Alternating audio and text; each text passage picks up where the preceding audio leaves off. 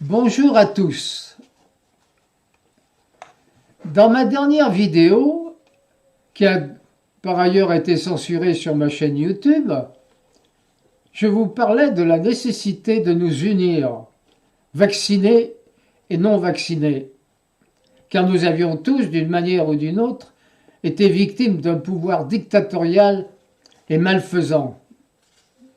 Les vaccinés ont subi pour certains les outrages, les oukases maléfiques et destructeurs qui leur enjoignaient de se faire injecter sous peine de mort sociale.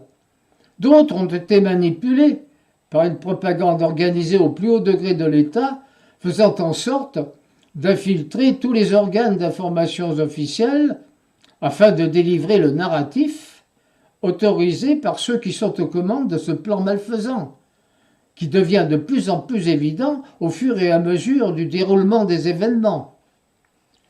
Les non-vaccinés ont subi les peines infligées par un pouvoir dictatorial au mépris même de la légalité, faisant fi de toute considération éthique. Partant d'un narratif contraire aux données scientifiques, se basant sur des éléments manipulés, délivrés par des organismes corrompus à la botte des grands laboratoires et de leurs commanditaires, que sont Vanguard et BlackRock, ce même pouvoir a réussi à imposer dans les esprits de beaucoup d'entre nous que l'injection appelée pour la circonstance vaccin empêchait la maladie et sa propagation, assénant dans tous les médias ce slogan mensonger et dévastateur « tous vaccinés, tous protégés ». Les non-vaccinés ont donc subi, en plus des sanctions arbitraires et destructrices du pouvoir, la vindicte et l'opprobre de beaucoup de concitoyens vaccinés qui croyaient de bonne foi le narratif officiel. Ceci a eu également pour conséquence de graves déchirements au sein des familles et des cercles d'amis. Nous avons constaté une fracture sociale qui perdure à la grande joie de ceux qui ont orchestré cette mascarade. Aujourd'hui, je suis comme vous et je m'interroge constamment. Comment est-il possible que l'on puisse imposer à des milliards d'individus de se plier à des pratiques aussi destructrices, dangereuses et parfois mortelles? Comment est-il possible de manipuler des milliards d'individus dans la peur en leur faisant croire à une pandémie mortelle alors qu'il s'agit d'un virus à peine plus dangereux que celui de la grippe? Comment est-il possible d'arrêter le fonctionnement de la plupart des pays occidentaux, de mettre les citoyens de ces pays dans un confinement tel que l'économie s'effondre et que la santé psychique et physique des individus ainsi enfermés s'aggrave de jour en jour? Comment est-il possible de faire croire que ce virus respiratoire n'avait pas de remède et que seule une injection expérimentale concoctée à la hâte dans des laboratoires mafieux pouvait sauver l'humanité?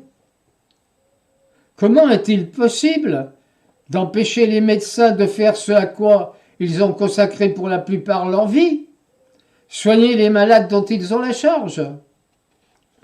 Comment a-t-il été possible d'obliger le corps médical des EHPAD à abréger la vie de personnes âgées malades en refusant de les soigner et en leur administrant du Rivotril?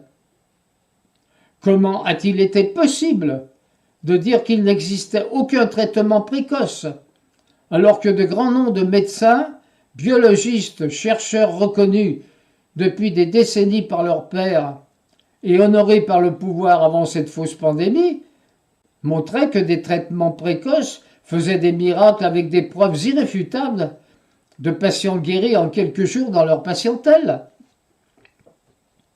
Tout cela, tous ces événements qui se sont déroulés en 2 années, auriez-vous pu penser qu'ils puissent être possibles dans notre pays?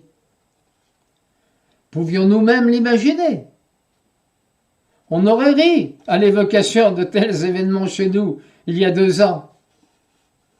Et pourtant, cela a été, et cela est encore, et cela va être dans le futur.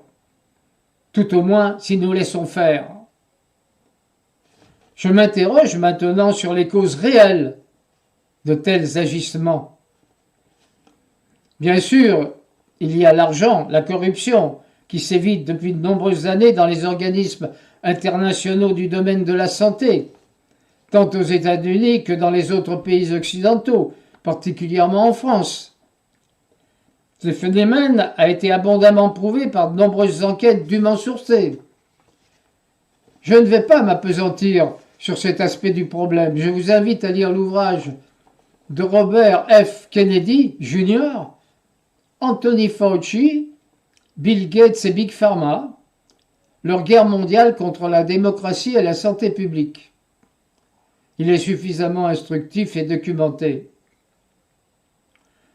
La soif du pouvoir, ils l'ont déjà largement. Bien sûr, cette crise leur donne les moyens de renforcer leur emprise sur les citoyens, mais pourquoi faire? C'est ainsi que j'arrive à la question fondamentale, pourquoi faire tout cela?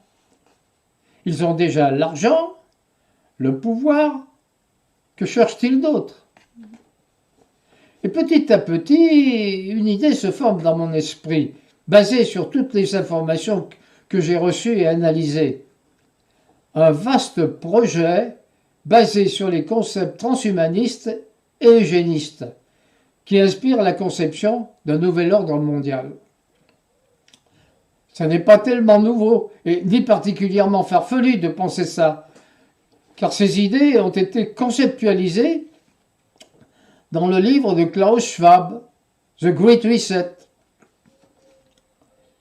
Mais cette idée d'un nouvel ordre mondial basé sur une décroissance du nombre d'humains, sur une maîtrise de l'humanité restante par une catégorie d'humains augmentée et par l'emploi des techniques de neurosciences et de l'informatique n'est pas nouvelle. Elle a été abondamment décrite depuis plusieurs années et présentée au public dans des conférences internationales, dont la fameuse conférence du New World Order, le 9 mars 2015 à Putrajaya, en Malaisie. Et c'est bien de cela qu'il s'agit, car en effet, comment ne pas se dire que nos dirigeants, même corrompus, ne sont quand même pas bêtes au point de nier l'évidence, de s'en tenir à des discours étranges et discordants d'un jour à l'autre, prenant des positions contraires sur quelques jours. Sont-ils bêtes au point de détruire leur pays sous le prétexte d'une fausse pandémie, dont le narratif de dangerosité est de plus en plus difficile à défendre, ainsi que l'efficacité des injections et l'absence d'effets secondaires? Non, il faut que les enjeux soient énormes, pour aller jusqu'à exonérer de toute responsabilité des sociétés mafieuses, déjà condamnées à de très lourdes amendes pour des délits gravissimes ayant entraîné de nombreuses victimes dans le monde entier. Et je pense particulièrement au scandale des opiacés aux États-Unis, entre autres. C'est donc vraisemblablement vers un changement total de société que veulent nous entraîner ces psychopathes qui nous gouvernent. Et qui plus est, ils sont capables de déclencher une guerre nucléaire pour arriver à leur fin. Nous sommes donc à un tournant de notre vie. Accepter de devenir, pour beaucoup d'entre nous, des esclaves de l'oligarchie transhumaniste qui régnera en maître, ou alors réagir et s'opposer par tous moyens légaux aux décisions iniques qui ne manqueront pas d'intervenir dans un proche avenir. Et comment réagir? Eh bien, mobilisation en masse dans les grands centres, activation et création de cellules d'entraide et de fraternité. C'est indispensable. Il faut nous unir et nous entraider pour être plus forts, nous unir tous, vaccinés et non vaccinés.